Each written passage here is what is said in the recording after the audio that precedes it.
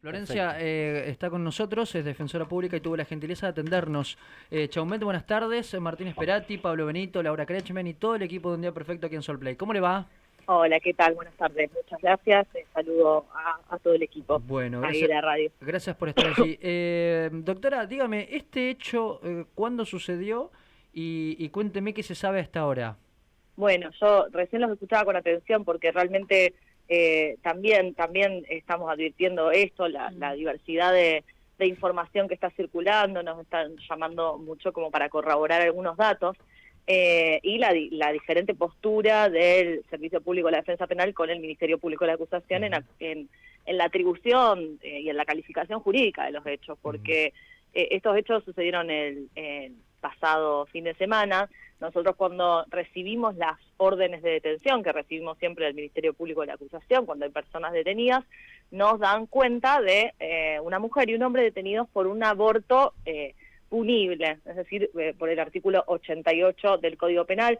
Ya ahí abrimos bastante los ojos, Claro. estuvimos indagando acerca de las condiciones de esta mujer y vamos preparados a hacer una argumentación en relación a la falta todavía de elementos para sostener que se trata de un aborto punible, porque realmente con la nueva ley las consideraciones en cuanto a cuándo tenemos que criminalizar este tipo de prácticas deben ser miradas con cierto sesgo desde ya y con perspectiva de género.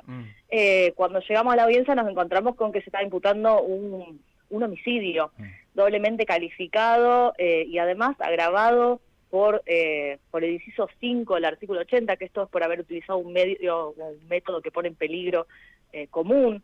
Es decir, nos llamó mucho la atención esta calificación, la cuestionamos en la audiencia, y si bien el juez hizo algunos reparos, le pidió al Ministerio Público de la Acusación de que la corrija, bueno, finalmente quedaron con esta atribución fáctica que incide mucho en la valoración de la prisión preventiva, porque estamos hablando ya de una prisión perpetua y no de una escala penal de 3 meses a 1 año, como prevé la ley para estos hechos.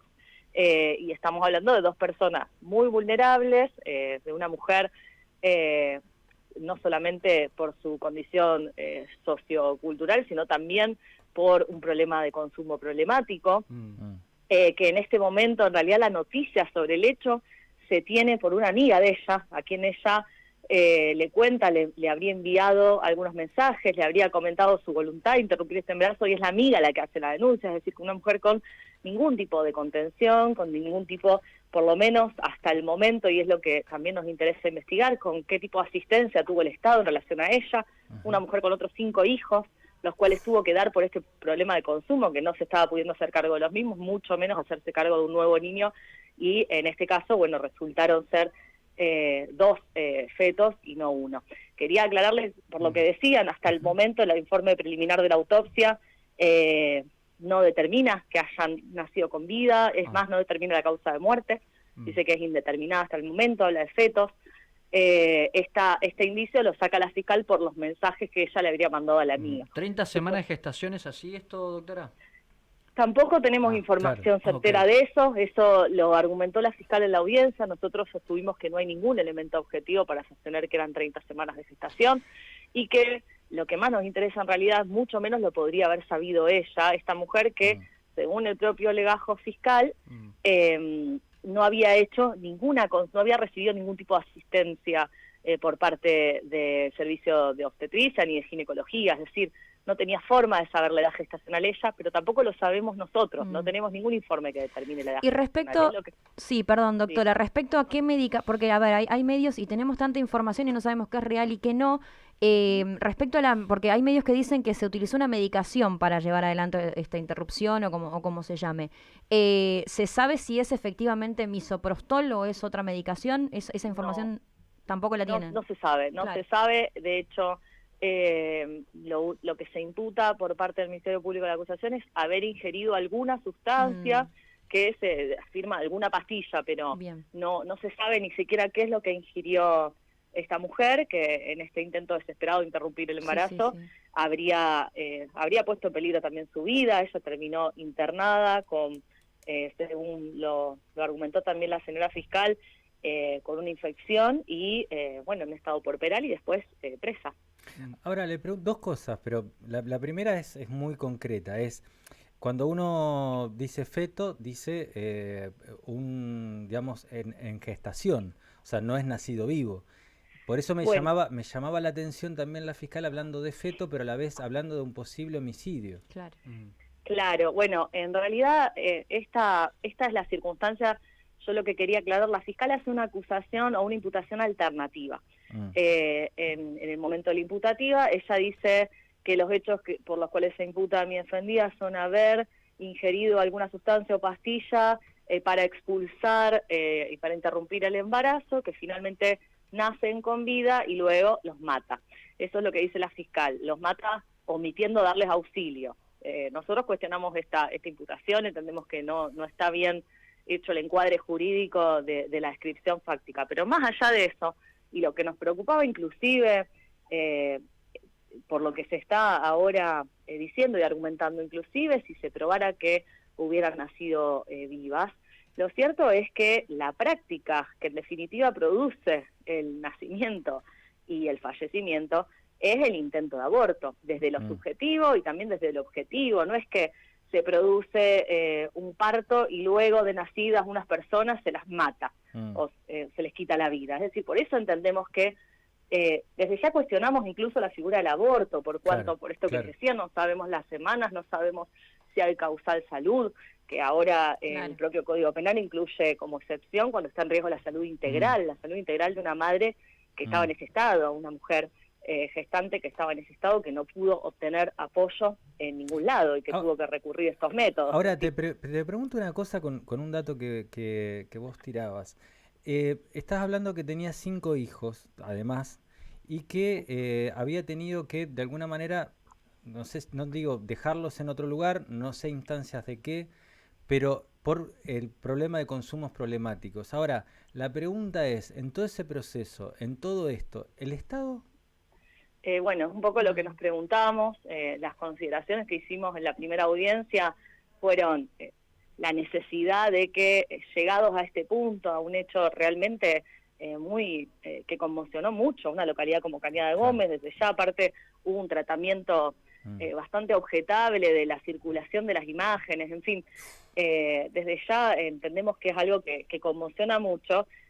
¿Cómo puede ser que no nos estemos replanteando cómo llegamos a esta instancia? Desde un Estado que advertimos, por lo menos en este primer momento, totalmente ausente en la vida de esta mujer, totalmente vulnerable. Por eso cuestionábamos que la primera intervención que se haga, o por lo menos la intervención que se haga en esta causa, sea criminalizándola y pidiéndole la prisión preventiva, y bueno, imputándola por un homicidio que está previsto con una pena de prisión perpetua.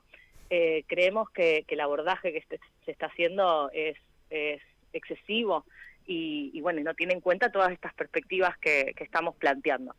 Pero bueno, usted deja clara la postura, no hubo homicidio para usted. no, de ninguna manera. Por lo menos con los datos solamente que no hay. con la prueba que tenemos ahora, con la propia descripción que se hace en la imputación. Nosotros, y lo sostuvimos en la audiencia, la descripción que hace de los hechos el Ministerio Público de Acusación denota otro delito. Entendemos que no hay un encuadre correcto, eso lo sostuvimos, pedimos la nulidad de la imputación. De hecho, en el primer momento de la audiencia, cuando nos encontramos con esta calificación, el juez también solicita a la fiscal que aclare algunas circunstancias, se hizo un cuarto intermedio, y bueno, y entendemos que no se terminó de aclarar, inclusive cuando se dice que la práctica fue abortiva, pero luego nacen con vida y por eso después mueren, y por esto se justifica un homicidio, se alude a una conducta omisiva, de no llevarlas a ser asistidas médicamente, pero un tipo de omisivo también tiene que ser sustentado desde una base de circunstancias. Bueno, no se las llevó, cuál era la conducta de vida, qué es lo que debería haber hecho, cuánto podrían haber vivido, es decir, la descripción fáctica entendemos que, así como se la formula, es claramente un aborto. Y después de ahí habrá que cuestionarse y ver si es realmente un aborto punible. La semana de gestación va a ser clave, ¿no? Conocer ese dato, doctora.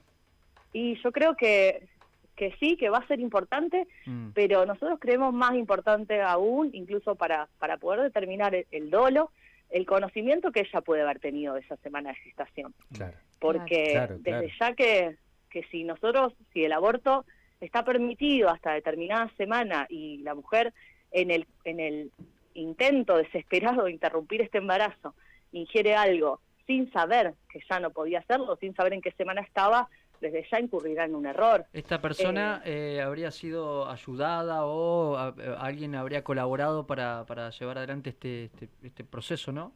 Bueno, esa fue otro gran cuestionamiento que hicimos en relación al coimputado. Se dice que es un coautor y no se describe qué es lo que hizo para ser coautor. El argumento que se dio es que se encontraron los fetos, los cuerpos, en su domicilio. Sin embargo, cuando se hace este allanamiento en su domicilio, que también cuestionamos porque entendemos que se produjo en base a una confesión ilegal, esto fue cuestionado por la defensa, el planteo fue rechazado por el juez, pero bueno, tenemos pendiente todavía la vía recursiva.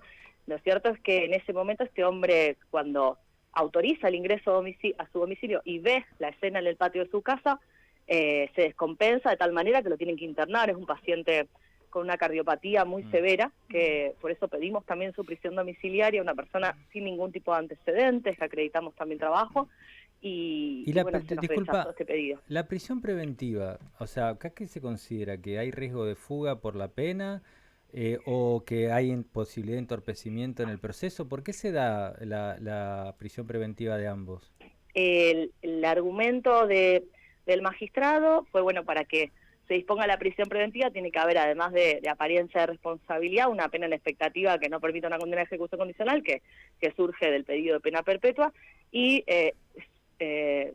sobre todo lo fundó en el peligro de fuga por la pena en expectativa. El magistrado dijo que podría haber algunas investigaciones pendientes en el barrio, con testigos que tal vez podrían llegar a verse obstaculizados. Nosotros argumentamos que de hecho los testigos pudieron declarar sin ningún tipo de amedrentamiento. De hecho es la propia amiga de mi imputada la que hace la denuncia, es decir, no habría temor alguno en formular la denuncia ni sospecha alguna de que mis defendidos podrían llegar a obstaculizar el proceso, y el juez dijo, bueno, sobre todo se basa en el peligro de fuga por la pena expectativa. Doctora, le agradezco estos minutos, seguramente vamos a estar en contacto permanente, es un caso que conmociona. Es como dudas. Que es muy claro para tener menos claridad aún de lo que están, o sea, es como que esto que leíamos de los distintos títulos, ¿no? ¿Cuántas contradicciones, no? Claro, pero aparte del tema nacional, se busca también el morbo de cómo hago para impactar más con el titular, ¿no? Bebés muertos, enterrados, y esto lleva a la criminalización por lo menos de una persona en la cual por lo menos, esto es lo que me parece que está faltando siempre, que es respetar el principio constitucional de inocencia. Doctora, gracias y... No, al contrario, muchas gracias a ustedes por visibilizar. Gracias, muchas gracias. Gracias, hasta luego, buenas tardes. Hasta luego. Gracias. Florencia Chaumet es defensora pública.